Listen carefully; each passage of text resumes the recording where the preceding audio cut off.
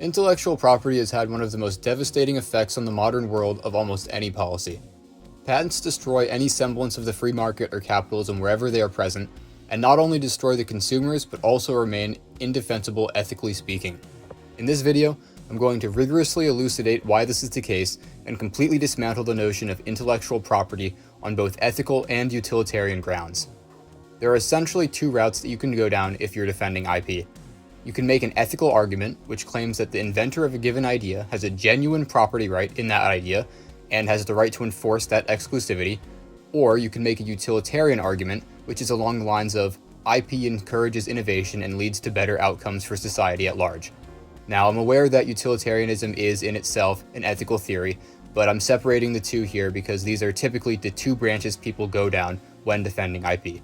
So to start, let's get into why IP is not an actual property right and is in reality ethically indefensible.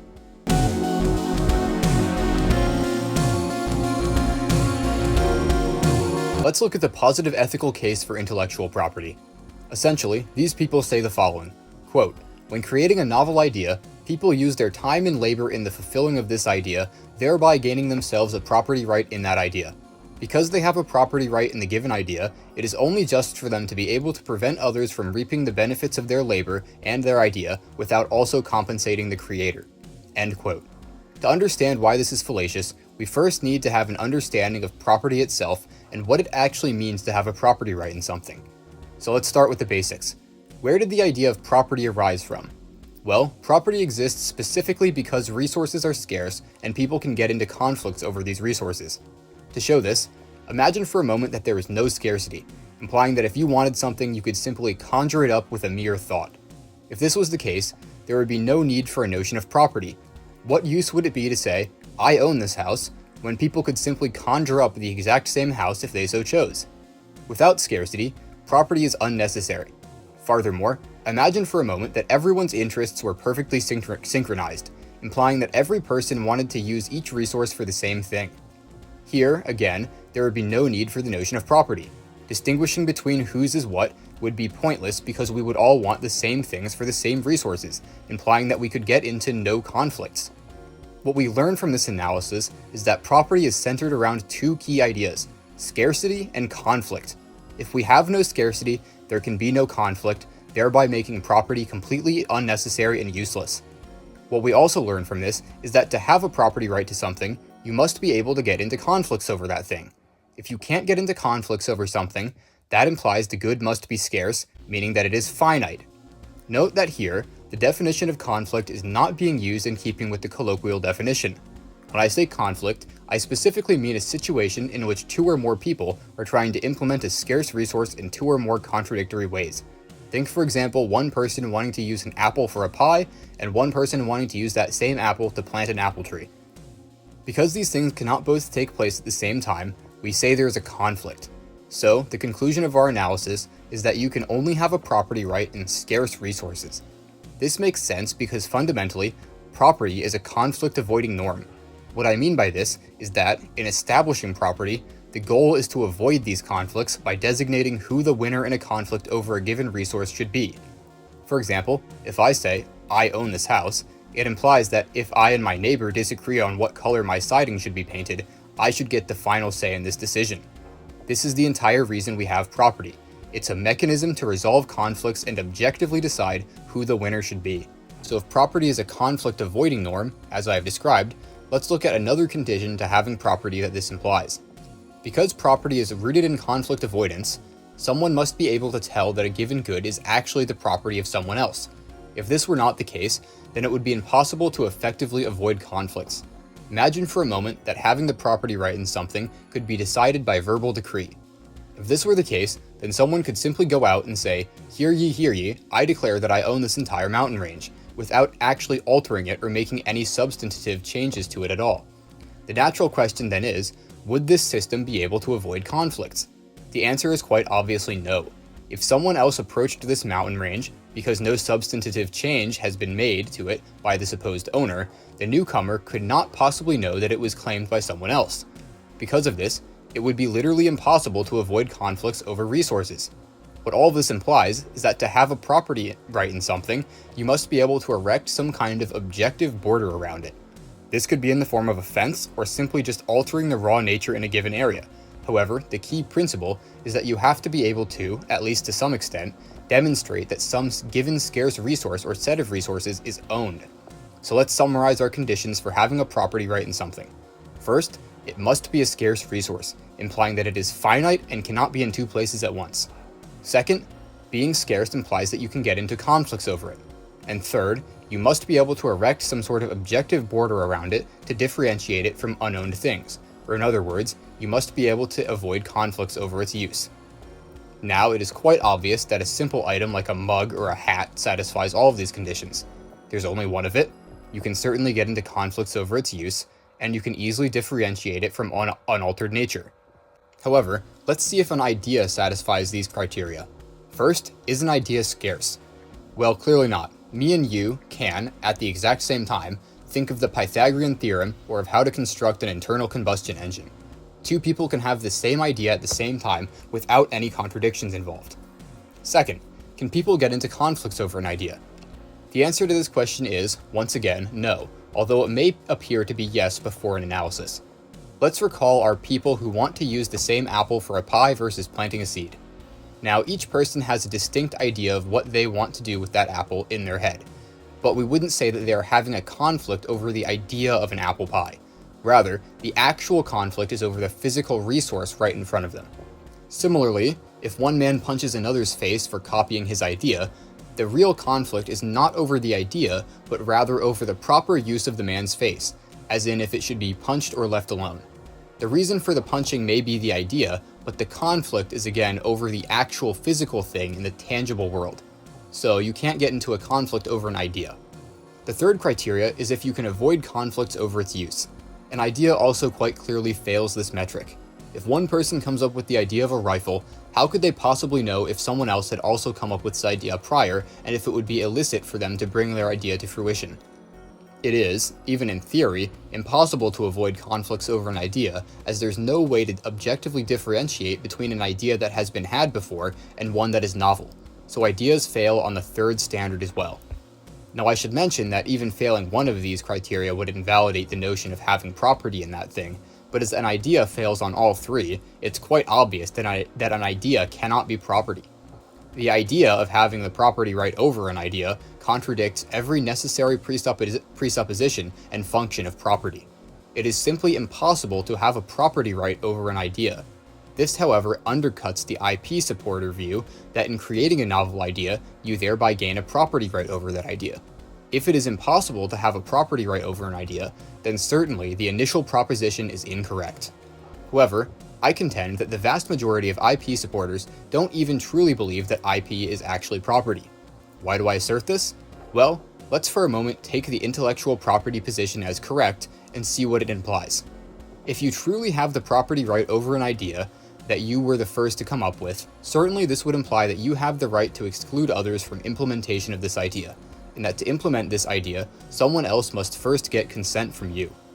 This system of property over ideas would not just arbitrarily kick in, however, rather, if it is truly the just ethical position, these IP rights must be innate and must have existed since the dawn of humanity. What this implies is that every idea conceived of over the course of history must have some valid IP holder, and that we must first get consent from this person before implementing their idea. Because nearly every idea is built from other prior ideas, in doing essentially anything, you'd first need to obtain the consent of the IP holder for the given idea that you're implementing. Lighting a fire, wearing shoes, drinking from a bottle, sleeping on a mattress, make sure you don't forget to get consent from the IP holder. Under this view, we would all be paying reparations to the descendants of ancient IP holders all day long. However, it gets even worse when you take into consideration that the very idea of getting consent for something is in itself an idea. Because this idea, like any other, would be subject to the intellectual property rights of the holder, we would first have to get consent to implement the idea of getting consent. This is of course impossible without already having consent to use this idea of getting consent, so altogether, people would only be able to act on ideas which were novel and did not require consent to implement. This is as close to implying the total death of civilization as you can possibly get, and would end in the hindering of all action altogether, leading to the immediate death of humanity. However, all of this follows from the initial assumption that IP rights are genuine rights that should be upheld, so a consistent IP supporter must advocate for this conclusion. However, you will not ever find this person, as almost every single IP supporter argues that IP should be cut off at some arbitrary point, maybe at 10 years or 20 years depending on the person. If IP were real property though, this would be entirely inconsistent. To these people I ask, if you build a house, do you ever stop owning it at some random point? The answer is of course no. Unless you have engaged in a contractual exchange of some sort, the property continues to be yours. These people will never take the position that your house too should stop becoming yours at some point because you're hogging its use. The only point at which the house stops being yours is when you die, wherein it transfers to whoever you have designated or it becomes unowned. The IP supporter, again, rarely advocates that IP be treated in the same manner, as in, that it should be able to be passed down from someone who died to a new holder. Because of this, it is clear that the vast majority of people who champion intellectual property rights don't actually themselves believe that these are genuine property rights. Rather, they uphold IP for strictly utilitarian reasons, believing that IP will create a greater general standard of living for society or something along those lines. However, to finalize IP being ethically indefensible, let's take a look at what else enforcing IP implies. Let's again imagine that person A holds the IP to a combustion engine. Let's also imagine that person B owns all of the resources to create a combustion engine. However, because person A owns the IP to the engine, B cannot arrange his resources in a way which makes the combustion engine. What this implies is that A has a sort of partial property right over the resources of B. This implies that A is exerting a sort of control over the resources which he does not actually own, which is unjust by the very fact that he does not own these resources. Furthermore, because A has obtained this partial property right over everyone else's resources, it follows that A actually has more rights than everyone else. This is because A can assemble their resources to create an engine, while everyone else does not have the same right, despite A not actually owning their resources. This is a problem because it puts what I will call the idea holders in a superior position to that of everyone else. They quite literally have more rights, which contradicts the very basic universalization principle of rights, which states that every ethical model must apply equally to all people. By contradicting this principle, the IP supporter in essence creates a class of subhumans who are below that of idea holders and are not as free. This is quite clearly a form of slavery, in that it gives unequal privilege to people based on their accomplishments. So let's summarize. First, IP as a valid form of property is indefensible because it contradicts the necessary presuppositions of property itself. And second, even if we grant IP as a valid form of property, doing this would imply that we all owe permanent reparations to old idea holders and must ask for consent before implementing essentially every idea, and that furthermore, these idea holders would have more rights than everyone else, essentially creating a class of subhumans. The final thing that I want to mention with respect to ethics is this idea of someone being first to something, implying that they have the right to it. Now, I truly do understand where people are coming from when they champion this viewpoint, and I certainly agree that it's a good idea to credit the creator of something, and often can be mutually beneficial to donate to the creator of something that you enjoy. This, however, on its own, does not establish ideas being property. As previously discussed, this notion is simply false. You can still recognize people for their achievements while understanding that they don't actually own these ideas. Saying that someone owns an idea and that others cannot use their resources in a certain way necessarily gives priority to the person who came up with this idea. Again, as I've mentioned, you're asserting that this idea holder has the partial property right over everyone else's property, which I assert is much more unjust than just one person using another person's idea. From this, we can conclude that IP is ethically indefensible, and that to support IP, someone must retreat to a seemingly more reasonable, but just as indefensible, utilitarian stance on the benefits of IP. While the prior analysis is enough to dismiss IP on the grounds of it not being real property, even if we accept the utilitarian ethical system, it will be demonstrated shortly that IP is still disastrous on these grounds. So now that IP has been ethically dismantled, let's look at the much more common utilitarian defense.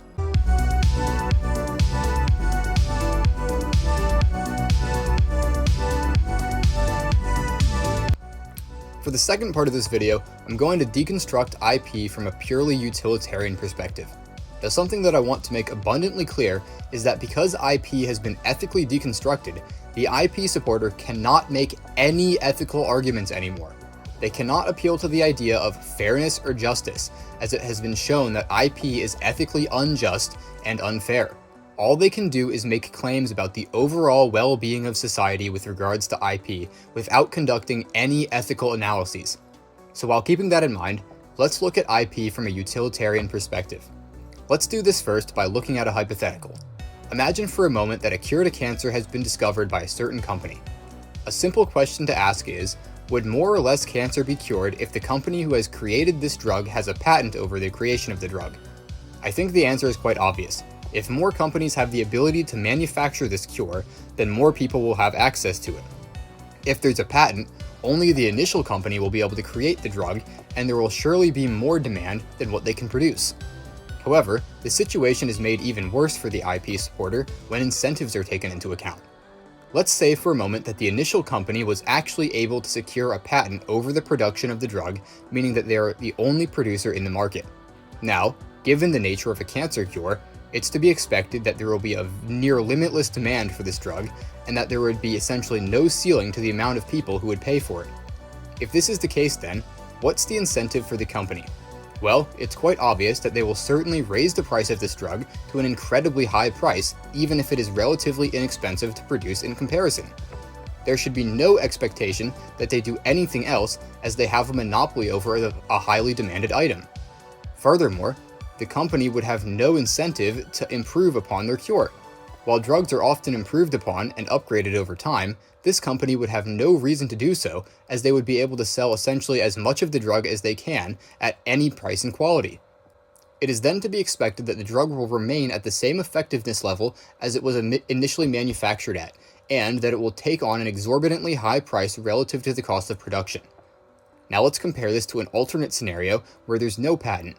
If any one company decided to raise the price incredibly high, it would be exceedingly easy for a competitor to come in and undercut them, as with any other product on the market. Because of this, firms would be constantly undercutting each other's prices, and the overall price would tend towards equilibrium, which is assuredly lower than that of the monopoly's price. Furthermore, firms would also have a massive incentive to innovate with respect to the drug, and potentially expand its domain to curing more types of cancer or improving the delivery system to make it kick in faster. This works directly against the point that IP spurs innovation. Innovation, in almost every case, requires a prior foundation of ideas.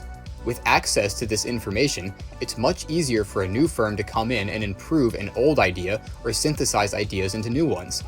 This is entirely to be expected, as with new ideas comes more profit. However, under a system of intellectual monopoly grants, there's no incentive at all to innovate, as the monopoly position has been secured and a steady profit guaranteed. This is a bad thing, as it allows firms to lower their quality and stagnate, not improving their services or prices at all, often lowering these metrics instead. Now, if you've noticed, essentially all I've been describing is just that the free market and competition are better than monopolies. And that's exactly what this discussion is. All intellectual property does is grant a given firm a monopoly for a period of time. It is widely accepted and understood that monopolies are bad for consumers and raise prices while lowering quality. However, for some odd reason, this general basic fact of economics is entirely ignored when it comes to intellectual property. This is ridiculous though, as there's nothing different here from anything else at all. The principles are still exactly the same. The market is the most efficient at allocating resources. Artificially requiring that only one firm be able to produce a given good is all but guaranteed to raise the price of that good and lower its quality. From the cancer cure hypothetical, it's quite easy to see that more cancer overall would be cured without IP, which on utilitarian grounds is justification for the removal of IP. Now, there are still a few responses to this, and the first one is as follows, quote, "It's unrealistic that the cure to cancer would ever even be developed without IP, as there is a much lower incentive to innovate when your ideas can be stolen. Overall, IP spurs innovation because it gives inventors a certainty that they will not have their ideas stolen," end quote. Now, there's a few responses to this argument. The first thing I'll mention is that just because there is IP does not imply that you cannot still form contracts. If, for example, some inventor found the cure to cancer, they could easily draw up a contract that says they'll share this information with some manufacturing company for X amount of money. This would guarantee the inventors their return on investment. Secondly is the fact that without IP, innovation overall would be much easier. As briefly mentioned previously, almost all ideas are built from prior ideas. We didn't just start building rocket ships as the primary. Instead, we first built basic mechanical contraptions, then engines, then expanded on those ideas from there until we invented jet boosters for rockets. Without IP restrictions, inventors would have access to far more building blocks to improve off of. Currently, if you want to use any prior idea and invent something new based off of that initial idea, you'll likely have to fight through years of court battles and pay thousands in fines before you can even start building. The idea that the inventor has it easier in this world is ridiculous. Clearly, it's easier to innovate with catalogs of prior ideas to start from. In a more broad sense, this could be understood by looking at the fact that its very core, IP is a restriction on creating things. Its primary clause is quite literally that people cannot create certain things with their property. To think that barring people from creating things would cause people to create more things is comical. This, paired with the prior incentive analysis, which revealed that a company with an IP holding has no incentive to improve their product, implies that it is entirely reasonable to dismiss the idea of IP spurring innovation. Instead, it's exactly the opposite conclusion that should be arrived at, namely that IP artificially stifles innovation. The next response, and the best one that an IP supporter might give, is as follows. Quote, because certain industries have a very high cost of entry, without an intellectual monopoly grant, which would guarantee they recoup their investment, no one would invest in new technology in these industries. End quote. While this is, in my opinion, the strongest argument that the IP supporters have, it still falls flat for several reasons. Let's look again at the drug industry, which is where this argument is applied most often. I'm doing this to steelman the IP position as much as possible. If it's demonstrated that the argument at hand falls flat here, it surely will do the same in every other field. First, we have to ask why the cost of entry is so incredibly high in the drug industry. Of course, it is generally very expensive to produce drugs, however, not all of this cost is entirely natural. The FDA, which plays a massive role in drug development, is incredibly inefficient and charges massive fees to every company who tries to produce a drug. Because of this, the production process is massively elongated, which bleeds money for the firm at hand, and the countless fees just add to the cost of entry. The solution to this is to privatize the FDA and allow private companies to certify drug companies. The point of this video isn't to go into the weeds of this, and I understand any initial reservations to this idea, but generally what I'm trying to get across is that the cost to entry has been artificially inflated and would not naturally be this high. However, even with this high cost to entry, there is no reason to suspect that companies would not still invest. While the entry cost is certainly high, the profit potential is substantially higher. This is because there's a very high demand for certain drugs. If we had a free market without IP protections, capitalists would certainly recognize the potential to capitalize on this demand. Because the market naturally weeds out poor investors, only firms who have proved effective at rationally allocating resources to their most value-productive ends would largely remain. Because of this, if the demand for a given drug, or generally any product, is high enough, it is almost guaranteed that one of these effective firms will jump in to capitalize. The entirety of the capitalist mode of production revolves around taking risks and making long-term investments. This is what every business does when they engage in any production at all. Just because a certain product is more risky to produce, it's entirely irrational to assume that no capitalist would be interested in capitalizing on this risk, as this is what the entire system is built around. Higher risk means higher profit potential, and if the right firm with the right investors came around, it would certainly want to capitalize on this unfulfilled demand. Furthermore, let's take the initial presupposition that this argument makes at face value. Say there's some drug that there's a very high demand for, but no one has started producing it because there's a high cost of entry. If there are zero competitors for this drug, there's essentially no risk in investing in the drug's production, as the high demand all but guarantees profit. Naturally, the risk involved with entering the market increases with the number of competitors. However, if it's only expected that the risk will outweigh the potential benefit once there are already competitors, this defeats the initial argument that no one will produce the given good because it will be too risky. Either there are no competitors, implying there's a relatively low risk and production will commence, or there are competitors, implying a higher risk, but that the demand is actually being satisfied. Either way, the drug is being produced, and because it is on the market, the demand will be satisfied in the most value-productive way. Furthermore, this argument is invalid simply speaking empirically. Businessmen make deals for hundreds of millions, if not billions of dollars all the time. They take on massive amounts of risk in doing so, yet, as we can see, they still make these trades as again, capitalism finds and weeds out all the faulty investors and leaves only those who have been proven successful. These successful businessmen are smart and entrepreneurial and make good investments, capitalizing on the risk in the process. Another factor which must be taken into account is the materials that are being left behind when a company is unsuccessful. Say, for example, that a drug company goes into business but gets driven out of the market for some reason. They likely will have a large stock of materials that they cannot use once they go out of business. Instead of just leaving these materials around, they'll almost certainly sell these materials at a comparatively lower price to someone else. This lowers the cost of entry for other potential firms, as now there are cheap materials on the market to start up a new manufacturing line. Because of this, it would be relatively easy for competitors to go into business and continue to drive the prices of these drugs down.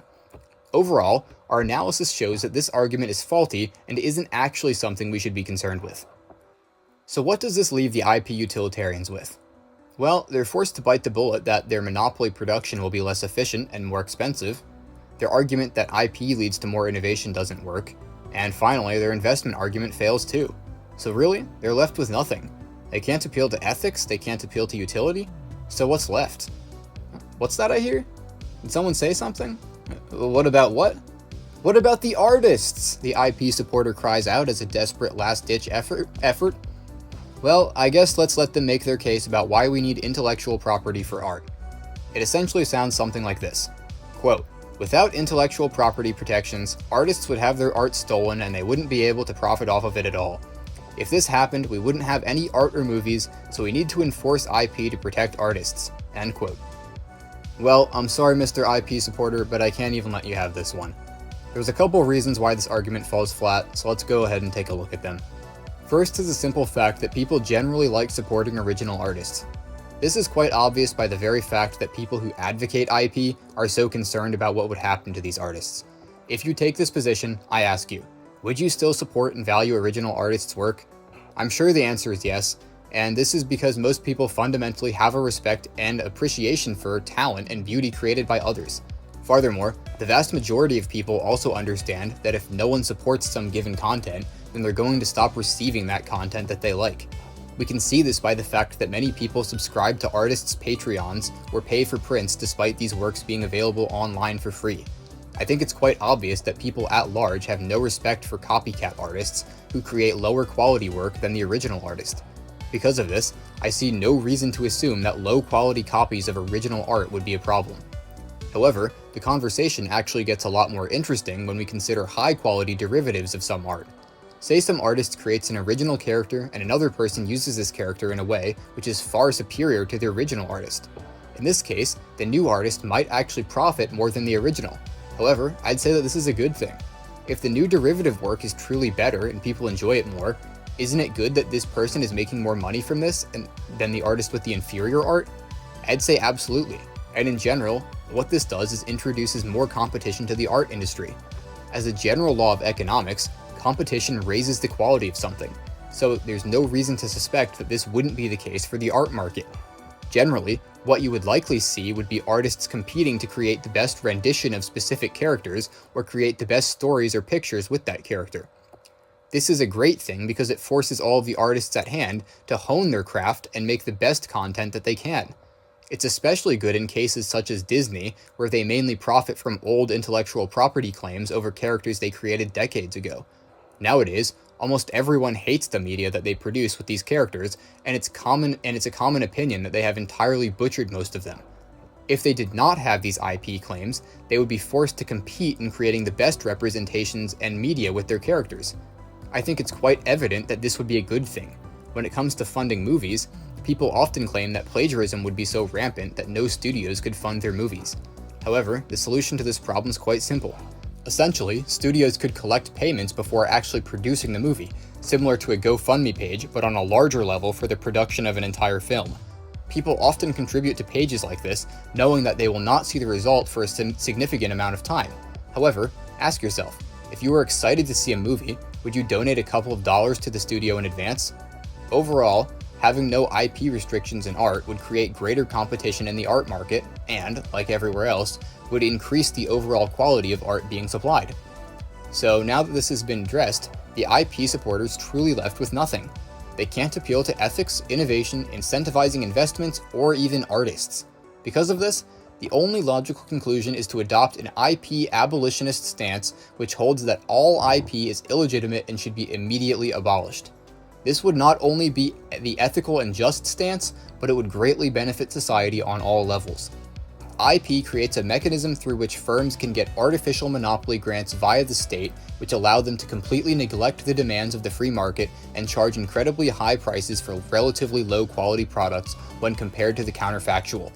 It's critical to understand that IP is just another tool the state uses to take control of your life and destroy the free market in favor of its rich lobbyist friends.